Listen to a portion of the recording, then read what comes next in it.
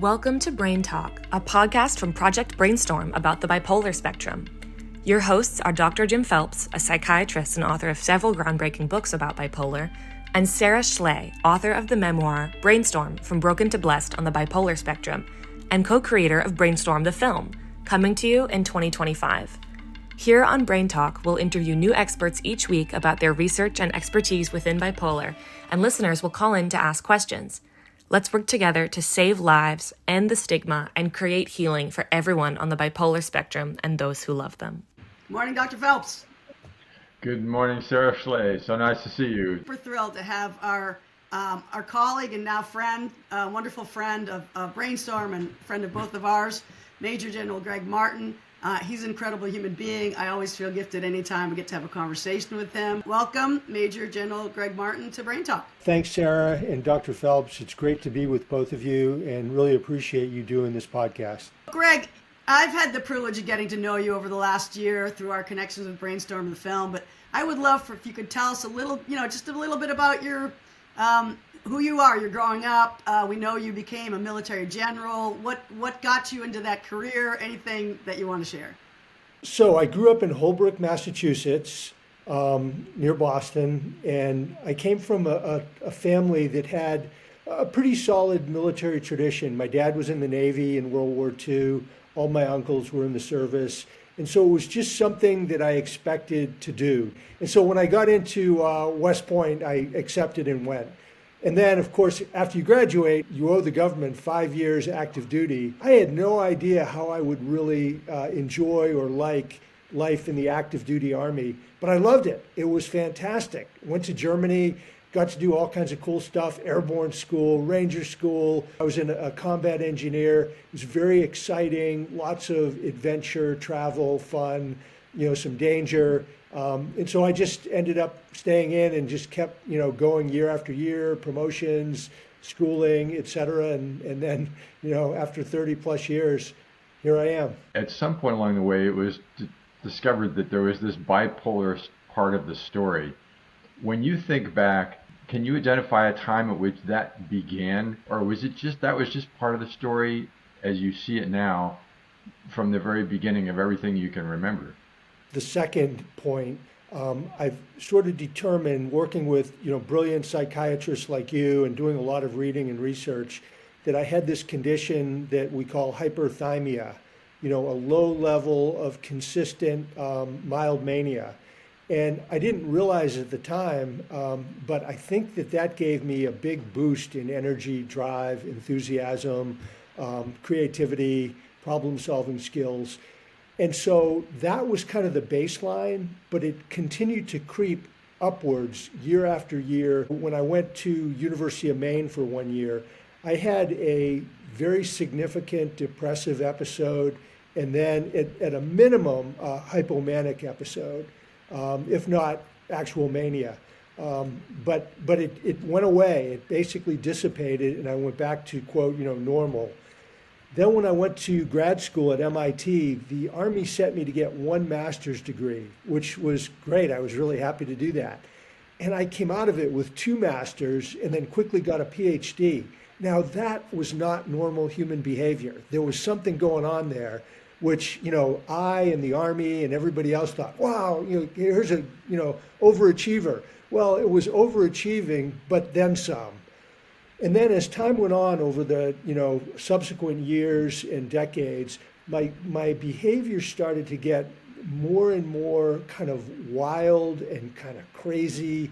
I became sort of a showman and a performer in front of the troops and as an Army officer, as a leader. And then I would also sink into fairly deep depression. So, Greg, you're like this rock star, like 2 masters at MIT who does that, 5 years at West Point, probably top of your class, go, go, go. I can recognize some of that hyperthymia. I think it means high mood in myself. But I was wondering if we could just turn to Dr. Jim Phelps, our bipolar spectrum expert, and just ask him, from your standpoint as a clinician, if Greg came into your office with this description, what would you be thinking? Well, that's the interesting thing, Sara. People like Greg don't come into my office when he was going to MIT getting 2 masters and going on to get a PhD in short order. That was regarded by the Army and by you as like exemplary performance, not a problem. So people don't come in then. And we've learned then by talking with Gregg now that he can see it in retrospect. It's the depressions that bring people in. If we listen hard, we might hear about this exemplary performance in the background and start wondering like, wow, that's kind of over the top. But where is the top? Who's to say what the top is, right? Gregg and I have talked about this because we're like brothers from another mother. Like although I've never reached as high of a level as he has of achievement, but when I would be in my severe depression, I wouldn't remember any of the good stuff. Like, not that I'm lying to my doctor, I literally don't remember it. So we're not reliable reporters. And so you, Jim, might have a hard time figuring out this guy was on the bipolar spectrum when he comes into press, but he's really been super achieving. He's not telling you that. If I started going, well, gosh, that seems like really high achievement, I might then ask Gregg, is there anybody else in your family who's like this high of an achiever, or anybody who's had kind of like a mood problem? Tell me about the rest of your family. Well, I know now that I had one aunt on my mother's side who was diagnosed with bipolar disorder, was hospitalized, and was prescribed lithium. So she clearly had bipolar disorder. Both of my parents were, I would say they were, for the most part, upbeat and positive, but they were both moody, and they would get, really angry and probably dipped into, some level of depression. But for the most part, they were really up, very athletic, for the most part, fun to be around. And so, I do now, looking back, see this kind of turbulence in their personalities and their mood state. But no bipolar disorder, no diagnosis. So then what happened? You're like having this awesome career and just getting award after award after award. What's next? So, by the time I got into my 40s, I had been promoted to lieutenant colonel and colonel.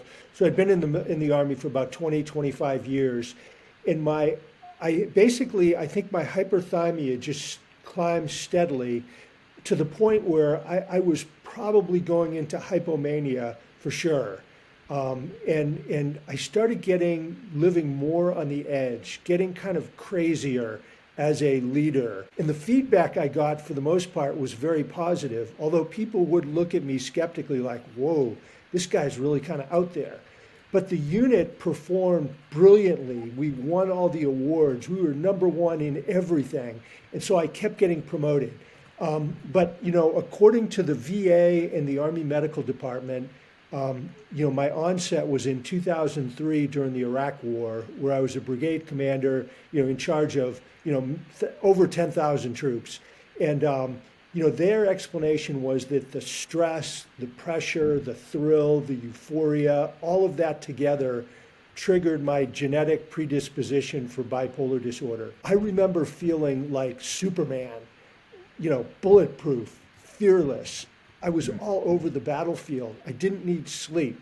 My problem-solving skills and creativity were markedly better than they had ever been in my life. There's this self-reinforcing property of going up. Going up creates more energy to go up farther, and that's why this thing can take off so quickly as it did for you and going into Iraq. So it's the self-amplifying property of a manic episode that makes the whole experience both exhilarating and then scary when we see where it can actually end up taking people. I liked this hypomania and then the mania. I liked it so much. It felt so great. I amplified myself.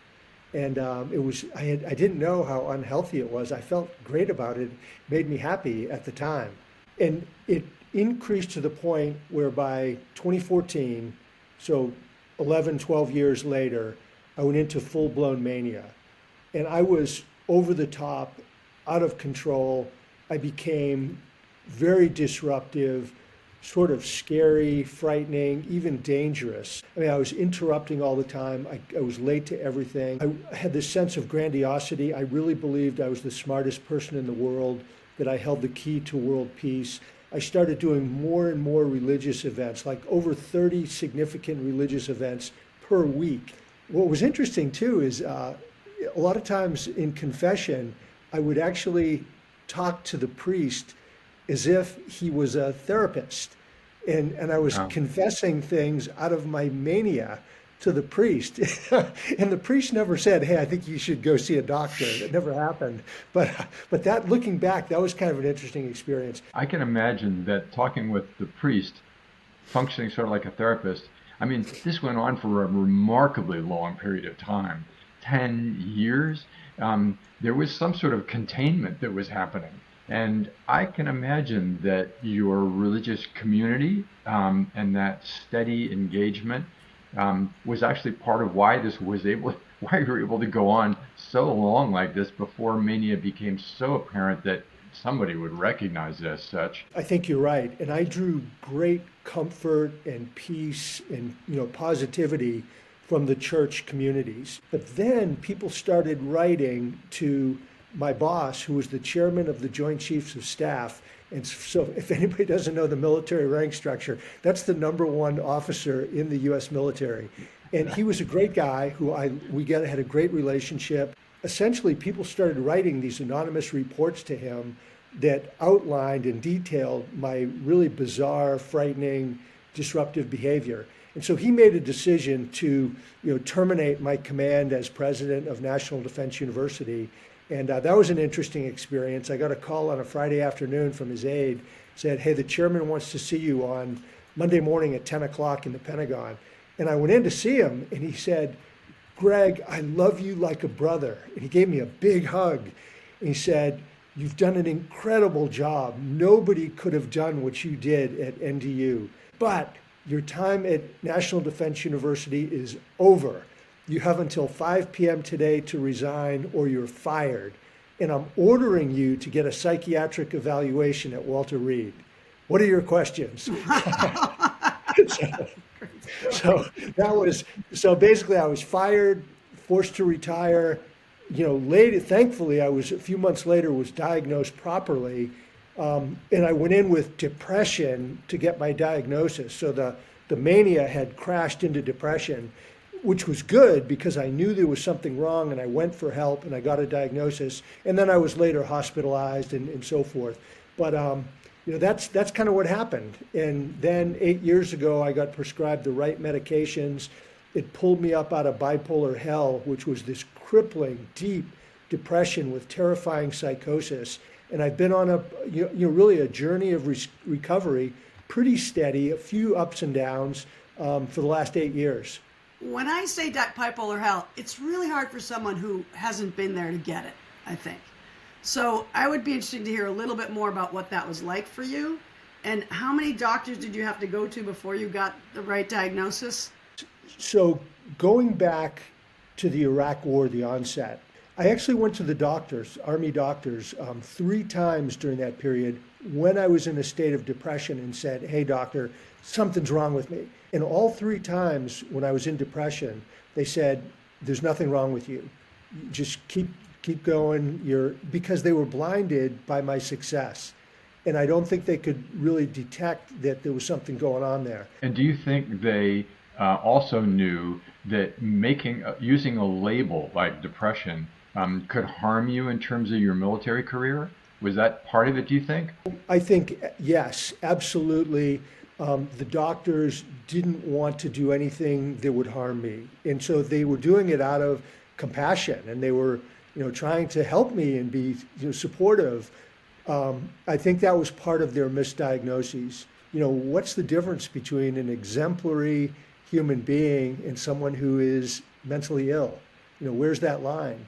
And they just couldn't see it. We have a caller calling into the show today, Peter, and Peter's choosing to remain anonymous, which we welcome because we know that these kind of questions are vulnerable.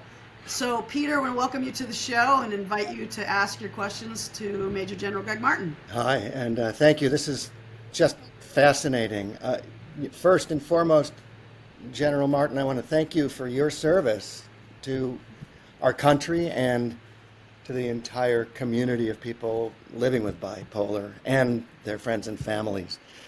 As I'm listening, one of the things that strikes me is the importance of certain kinds of stability in the lives of people living with bipolar in order to maintain, and the effect of destabilizing circumstances on someone's health. So as we speak today, it's obviously no surprise to anyone that we're living in pretty tumultuous times right now in America and around the world. And I'm wondering, how might the kind of political and social upheaval that we're experiencing right now, more for some than for others, but how that kind of upheaval can impact the stability and the well-being of people living with bipolar? First off, Peter, thank you for calling in, and appreciate your question. I think it can, and in many cases does, have a great effect. And I'll give you an example, and this is going back 20 years. We got rid of Saddam Hussein, the Ba'athist government, and basically, our government said, okay, mission accomplished. But they were totally wrong.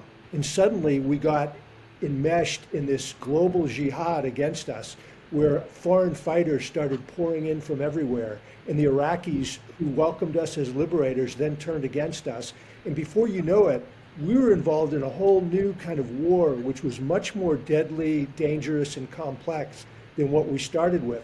And it set me into a rage. I mean, I was just full of rage and anger against our government because of the decisions they had made. And that ultimately both fueled my mania and also, I think, threw me into depressions, up and down. So I guess the follow-up for that then is, then this is maybe to all three of you, but starting with you, General Martin, what kind of advice you might have for how to best manage circumstances like this? What I'm trying to do is really have to stick to my stable, structured, daily and weekly routine, which is a key part of managing bipolar disorder. But I mean, wake up in the morning at the same time, make the bed, go get a cup of coffee, have breakfast, go to the gym, take time to do important projects that you're working on, spending time with, my wife, being with fun, happy, energetic people, having an attitude of gratitude where you count your blessings every day and you keep a gratitude journal or something that really keeps you in an upbeat, positive state.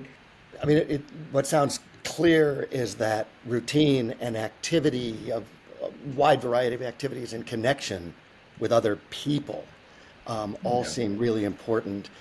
As someone seeing a friend or family member who's struggling and maybe beginning to withdraw a little bit, and to maybe in their distress or anxiety or whatever, withdraw from the routines and from the activities and from other people, is there any advice on how to best, I know everybody's different, but in general, how to reach someone who's dealing with that?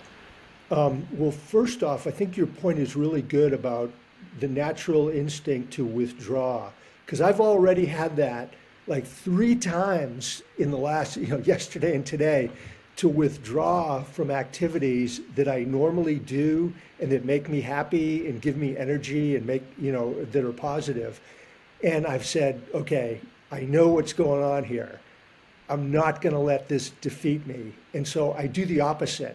So instead of withdrawing, it's like I go forward. And, in going forward, I might hit some friction and some difficulties and some bumps along the way. But in general, pushing through it, I think, is really, really important. I heard it on the Bipolar Social Club that Paul English started. So I read it. You get emails, about half a dozen every day, and I read all of them. And somebody said when they get this feeling, they just go in the opposite direction and move forward. In psychotherapy, we call that opposite action.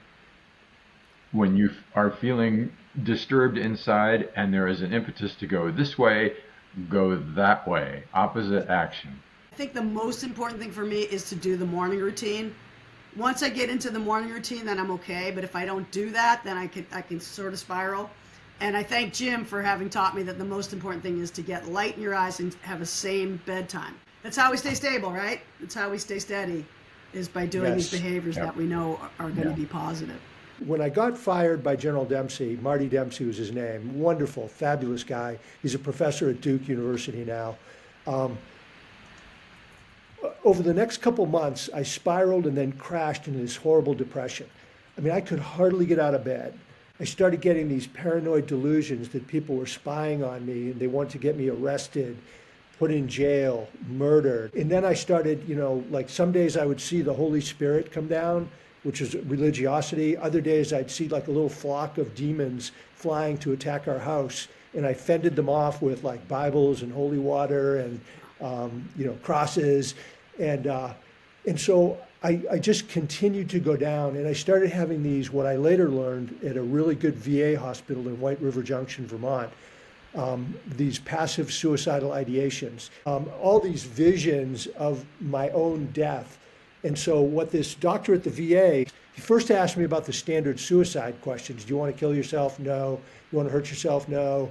You want to hurt others? No. And then he asked, the only person who ever asked it, he said, do you have morbid thoughts of death and dying? I said, yes, I have them all the time, every day, continuously. And he said, listen, these are really serious. I need to put you in the inpatient facility and help get you regrounded and get you some really significant treatment. I was hospitalized for a good while in the VA. It was actually a very positive experience. I was happy and I was grateful that I got hospitalized because I knew I needed help because I was so depressed and my life was a wreck. It kept me from getting worse, but I didn't get better because I still wasn't on the right medications. It's an incredible story, and I'm just so grateful that you're here because you've been through it. I mean, imagine for our listeners what it must have been like to be at the top of the military. They've never seen anything since General Patton, to the guy that wants to get hit by a bus, and that delta is so massive. And you got the right meds. You're here with us today. You're doing incredible work. You're an inspiration to me all the time. Can you tell us a little bit about your mission now? What are you up to, General Martin? So my life mission now is sharing my bipolar story to help crush stigma, promote recovery, and save lives. And I mean, that's it. That's what I do through speaking, writing. I both was recovering from bipolar disorder and was had retired from the Army after all those decades. And so my life was like, whoa, what am I going to do with myself? Suddenly it was sort of revealed to me about four years ago that, hey, your mission is sitting right on your lap, telling your bipolar story, helping other people, helping people to learn. And so that's kind of how I got into it. I'm just curious, Gregg, when you first heard the word lithium, what did you think? Scary. The bad side effects. I thought back to One Flew Over the Cuckoo's Nest.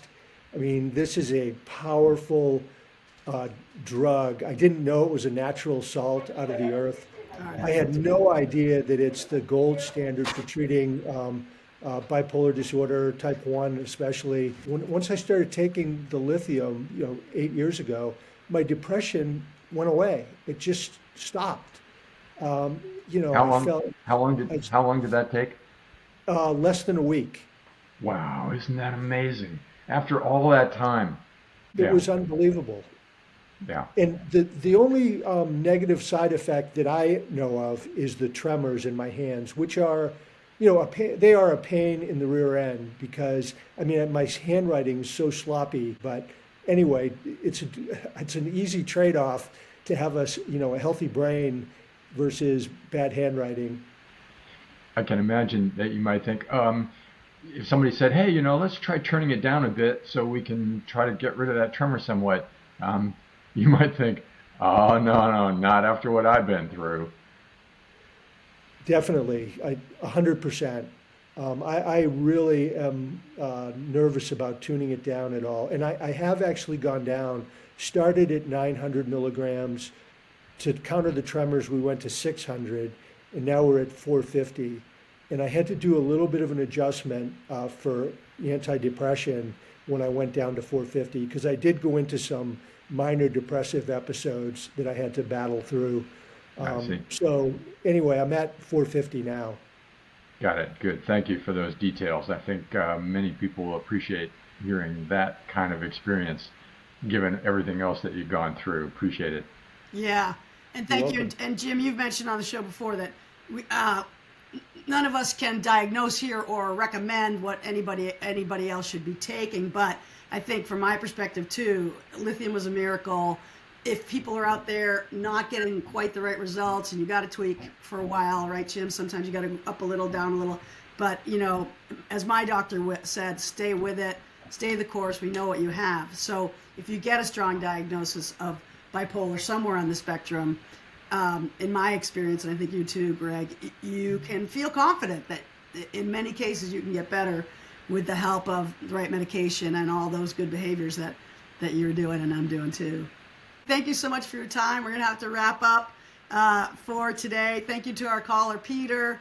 And we'll have in the show notes your book, Greg, The Bipolar General, which is an incredible read. And you've got a website with lots of resources. Really an honor to be on with both of you. And Jim, I mean, you are just a hero. You're such an expert and such a wonderful human being. I can't thank you enough. And Sara, I mean, you're my hero. You're such a totally awesome leader. And this is just another example. Your book, your movie, you know, this podcast, your speaking, everything is just absolutely amazing. Going to sign off with a lot of gratitude. Stay healthy. I'm going to do my best to stay healthy. Over and out until next time. Thanks so much for joining us on BrainTalk, our bipolar spectrum podcast. BrainTalk is a program of BrainStorm, a multi-platform project about the bipolar spectrum, which includes Sara Schley's memoir and a full-length documentary coming in 2025. We aim to save lives, crush stigma, and maximize healing for all people living with bipolar and those who love them.